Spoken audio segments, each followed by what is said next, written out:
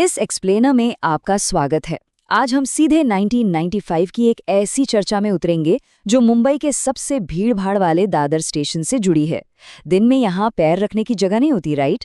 लेकिन स्रोत बताते हैं कि रात के अंधेरे में इसके प्लेटफॉर्म नंबर 5 पर एक बेहद खौफनाक और रहस्यमयी कहानी छिपी हुई है।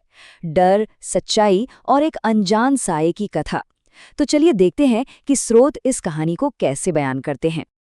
अब इस कहानी की गहराई में जाने से पहले एक ऐसी स्थिति को समझना जरूरी है जहां दिमाग भ्रम और सच्चाई के बीच का फर्क खो देता है। आपने भी कभी महसूस किया होगा, है ना? हम कोई सपना देखते हैं, अचानक आंख खुलती है और वो सपना बिल्कुल असली लगने लगता है।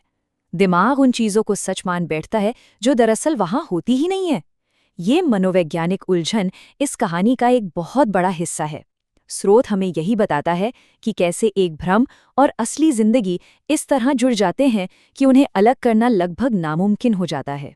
भाग 1, दादर स्टेशन का खौफनाक रहस्य। इस कहानी के मुख्य किरदार हैं राघव, जो नागपुर से आए एक आरपीएफ ऑफिसर थे। देखिए, रेलवे प्रोटेक्शन फोर्स की नौकरी कोई मामूली काम तो है नहीं। इसमें बहुत ज्यादा ईमानदारी, अनुशासन और सतर्कता चाहिए होती है। यहाँ गलती की कोई गुंजाइश नहीं है। और यही बात इस कहानी को एक अलग ही वजन देती है। राघव कोई आम इंसान नहीं थे जो किसी परछाई से डर जाएं, बल्कि वो एक अनुभवी ऑफिसर थे जिनकी ड्यूटी ही लोगों की सुरक्षा करना थी। भाग 2, 1995 में राघव का दादर स्टेशन ट्रांसफर। 1995 में ट्रांसफर के बाद राघव ने भूत प्रेतों की अफवाहों के डर से दिन की शिफ्ट मांग ली थी। यहाँ घटनाओं का एक तेजी से बढ़ता हुआ सिलसिला देखिए। शुरुआती 3 महीने तो बिल्कुल नॉर्मल गुजरते हैं, लगातार दिन की शिफ्ट, सब कुछ बढ़िया चल रहा होता है। लेकिन फिर एक रात ठीक 3 बजे प्लेटफॉर्म नंबर 5 पर एक ऐसी घटना घटती है जो सब बदल देती है। उसके ठीक 2 दिन बाद वो उस घटना वाले किरदार से वापस मिलते हैं और फिर अगले ही दिन एक खौफनाक मोड़ आता है। ये टाइमलाइन साफ दिखाती है कि कैसे एक आम सी जिंदगी अचानक एक बुरे सपने में तब्दील हो जाती है। भाग 3, प्लेटफॉर्म 5 पर उस रात का सन्नाटा। तो होता क्या है कि एक रात राघव को बिल्कुल नींद नहीं आई। वो ऐसे ही 3 बजे स्टेशन की तरफ टहलने निकल गए। उस भारी सन्नाटे में राघव की नज़र पास की एक बिल्डिंग पर पड़ती है। वहां टेरेस पर एक लड़की टहलती हुई दिखती है और अचानक वो छत की दीवार पर जाकर खड़ी हो जाती है। एक आरपीएफ ऑफिसर की वर्दी में राघव फौरन समझ गए कि बॉस, ये कोई आम बात नहीं है, लड़की शायद वहां से कूदने वाली है। बिना एक सेकंड गवाए वो तेजी से उस बिल्डिंग की तरफ भागे।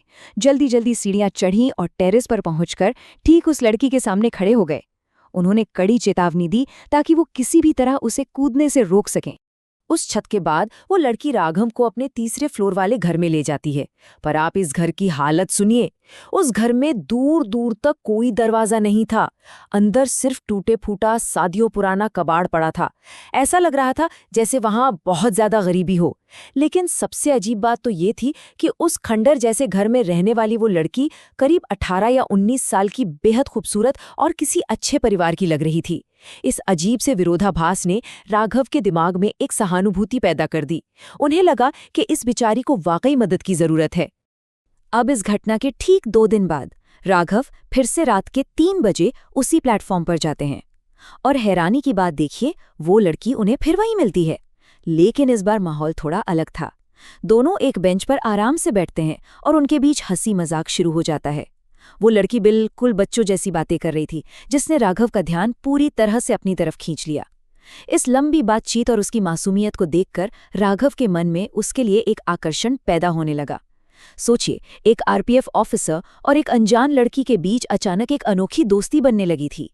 उसी रात जब राघव ने यूं ही हंसी मजाक में उस लड़की से पूछा कि क्या आज भी किसी ट्रेन के आगे कूदने का इरादा है, तो उस लड़की ने मुस्कुराते हुए एक अजीब सा जवाब दिया।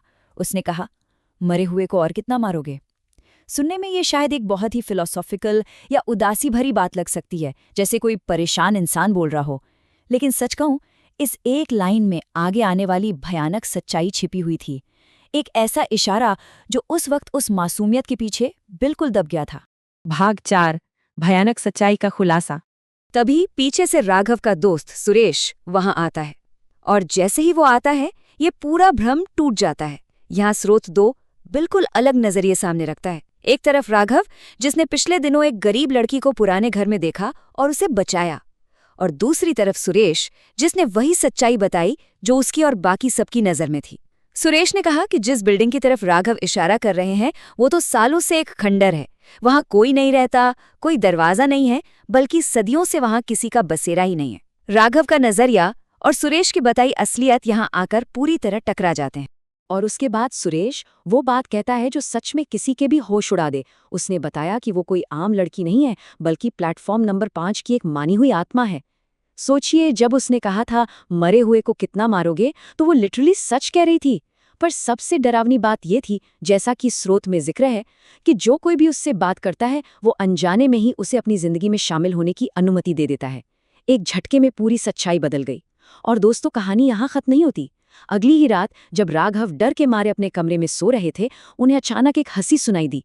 आंख खुली तो ठीक वही लड़की उनके सामने खड़ी थी, और उसने कहा, आज मेरे साथ नहीं चलोगे? मुझे मरने का वक्त हो गया है। भाग 5, आज का दादर स्टेशन और बदलता हुआ समय। चलिए अब वापस आज के वक्त में आते हैं। आज का दादर स्टेशन 1995 के उस रूप से पूरी तरह अलग है। वो पुरानी खंडर जैसी बिल्डिंग अब वहाँ है ही नहीं।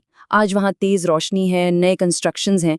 ऐसा कहा जाता है कि ये प्राकृतिक शक्तियाँ रोशनी से दूर अंधेरे में पनपती हैं। आज की इस चमक दमक में वो साए शायद हमेशा के लिए कहीं गुम हो चुके हैं। आज प्लेटफॉर्म से गुजरने वाले लाखों लोगों को इस इतिहास की भनक तक नहीं है। ये लेजेंड अब सिर्फ उन स्थानीय लोगों की बातों में जिंदा है जो 1995 के आसपास वहां रहा करते थे। तो इस एक्सप्लेनर के अंत में हम एक अहम सवाल पर आके रुकते हैं। स्रोत में बयान की गई ये खौफनाक कथा, जिसमें एक ईमानदार आरपीएफ ऑफिसर की एक अनजान साये से मुलाकात होती है, क्या ये सच में 1995 की कोई असली घटना है, या फिर ये सिर्फ एक ऐसी कथा है जिसे इसीलिए बनाया गया था ताकि लोग रात के घंघोर अंधेरे और सुनसान प्लेटफॉर्म से दूर रहें?